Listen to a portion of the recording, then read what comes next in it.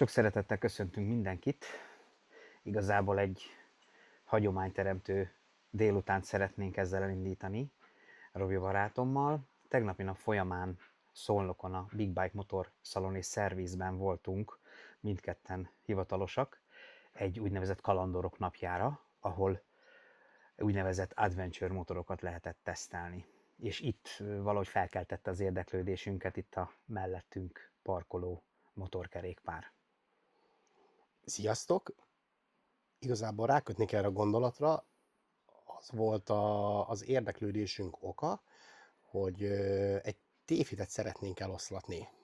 Kaptunk most mi is olyan kommenteket, hogy igazából az, amit mi az Adventure Parkba tanítunk nektek, a képzésünk, amiről szól, azt a GS-sel, ami itt látható mögöttünk a két oktatómotorunk, azzal nagyon könnyű megcsinálni.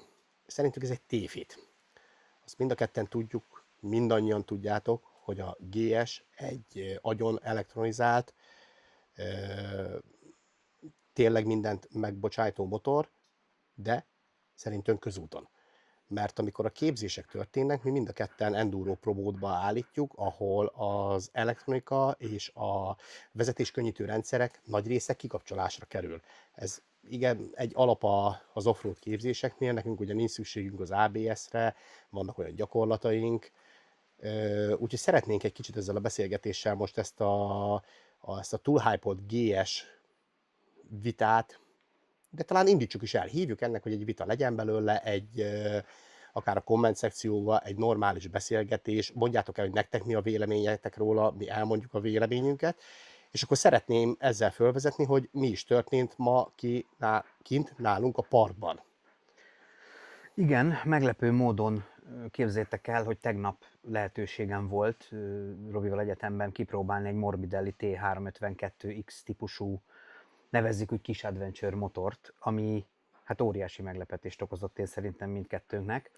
Nem titkolt dolog, zárójelben megemlítem, hogy ugye a 902-es TRK Benellinek volt ugye a debütációja, és emiatt épített köré egy tesztnapot a forgalmazó, jó barátunk, és ennek ellenére valahogy nekünk, még a 902-eshez nem volt szerencsénk, hogy kipróbáljuk terepen, viszont a Morbidellit megkaptuk egy icipicit. És hát kivittük tényleg oda, amit Robi mondott, a szolnoki motocross pályára, és hát nyugodt szívvel mondhatom szerintem mindkettőnk nevében, hogy meglepődtünk. És ez abszolút hozzá kell tenni, tehát semmilyen kedvezményt, semmilyen anyagi jutatást nem kapunk ezért a videóért.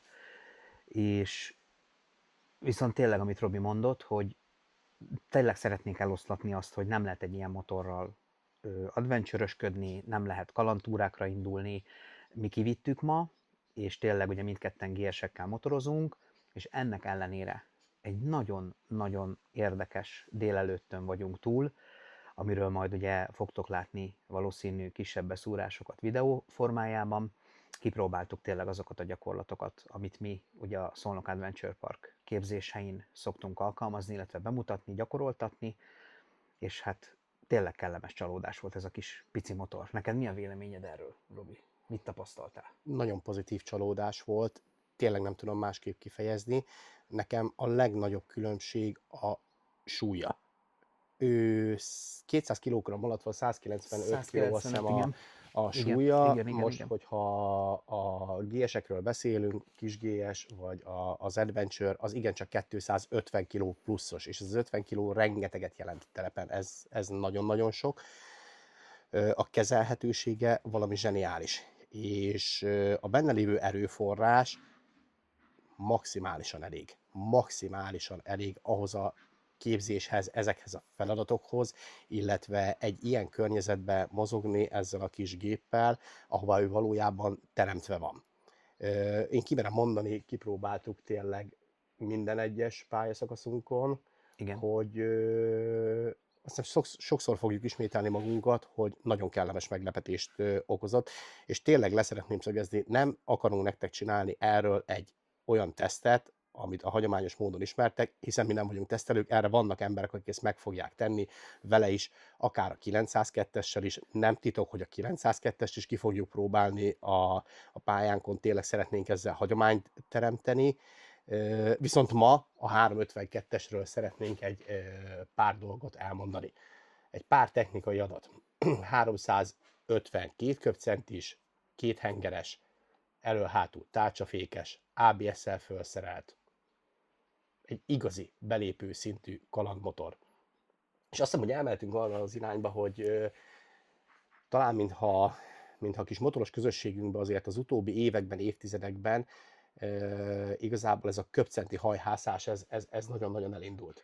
Igen, én azt veszem észre egyébként, hogy akik már egy jó pár éve motoroznak, mindenkinek az volt a célja és az úgymond a bakancslistája, hogy minél nagyobb köbcentis motorral tudjon túrázni, nagy erős motorokkal motorozzon, viszont nyugodt szívvel mondhatom azt, hogy elindult ez a úgymond irány visszafelé. Tehát a köbcenti már nem annyira mérvadó, hogy úristen, én egy 1200-1300 köbcentis motorral motorozok, ami természetesen jó, hogyha van erőtartalék, stb., hogyha hosszú távú túrákat teszel, ugye szilárd útburkolatokon, de hogyha le kell jönni ugye terepre, itt már nyugodtan említhetjük azt, hogy itt nem igazán az számít, hogy milyen nagyon nagy köbcentink van, és milyen nagy erőnk van.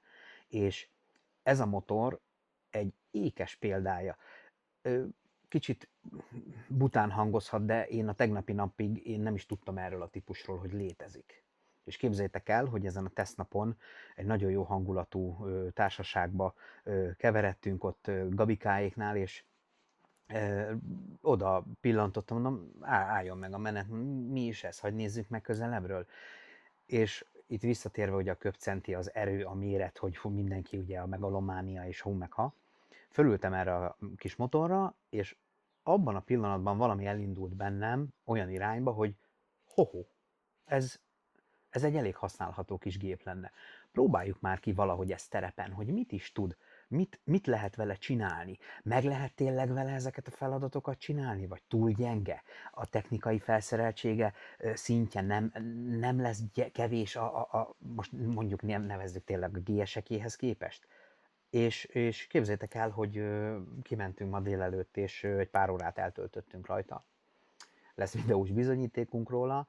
Én még egyszer elmondom, hogy amit Robi is, ismételni tudom magam, hogy kellemesen csalódtunk, és szerintem azt a videót azért is próbáljuk így most gyorsan összehozni nektek, mert mindenki vágyakozik valami iránt, és ugye azért egy GS szinten gondolkodni nem biztos, hogy sok ember tud jelen magyarországi állás szerint, itt az anyagi dolgokra gondolok, viszont egy ilyen kis gépbe, és nagyon kiemelném egyébként a hölgyeket, ami ugye most már egyre népszerűbb, hál' Istennek a hölgyek körében ez a kategória is, hogy nagyon-nagyon kis kezelhető jószágról beszélünk, amit nyugodt szívvel ajánlunk ugye hölgyeknek is.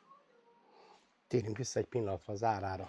Ezt a forgalmazó per pillanat 1.599.000 jó magyar forintért akciózza, mondjuk rá akció van gyakorlatilag rá. Hát egy kis árengedményt adtak, igen. És én pont úgy gondolom, hogy ez lenne az irány, amilyen irányból ezt meg kéne közelíteni ezt a motort. És semmiképp nem szeretném a GS-ekkel összehasonlítani. Ezt tudjuk, hogy a GS-ek igazából egy rettentő univerzális motorok, rengetegen használják túrázásra, van egy olyan ág is, GS Trophy, ahol végül is tényleg úgy használják, ahová valók ezek a motorok. Én nem azt akarom ezzel mondani, hogy túrázásra nem való, mert nyilván túrán is lehet olyan helyzetbe kerülni, ahol jól jön az, hogy egy offroad motorról van szó. Ha tőlünk keletre indulunk el, akár a romániai régióba, akár Albániában, nagyon divatos desztinációk most a túrázás szempontjából, biztos, hogy jól jönnek a képességei. El lehet hagyni vele nyugodtan az aszfaltot,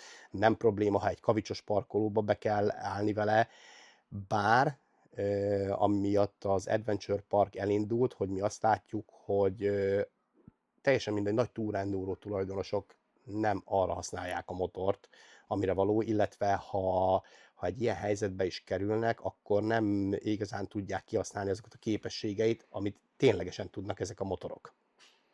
Ez most csak egy kis kitérő volt a GS-ekkel kapcsolatban. 1000 helyen hallhattátok már, hogy tulajdonképpen még a neve is azt jelenti, hogy terep és utca. Tehát itt az egész tervezési metódus annak idején, amikor ez elindult, nem mellesleg egy magyar mérnök segítségével, Ez egész koncepció ez volt, hogy terepen is és utcán is jól tudjon viselkedni. Koppintás, nem koppintás, kínai, nem kínai. Most a Morbidelliről beszélhetnénk, kínai tulajdonban van, az olasz márkát vásárolták meg. Én nem akarom túl hype-olni, valamilyen szinten most már befér az európai piacra. Látjuk azért a konkurens márkákat is, hogy egész szép szeletet hasítottak ki ebből az offroados világból. Úgyhogy most egy kicsit szerintem térjünk rá azokra a tapasztalatokra, amit ma konkrétan ezzel a motorral meg tudtunk csinálni mindketten.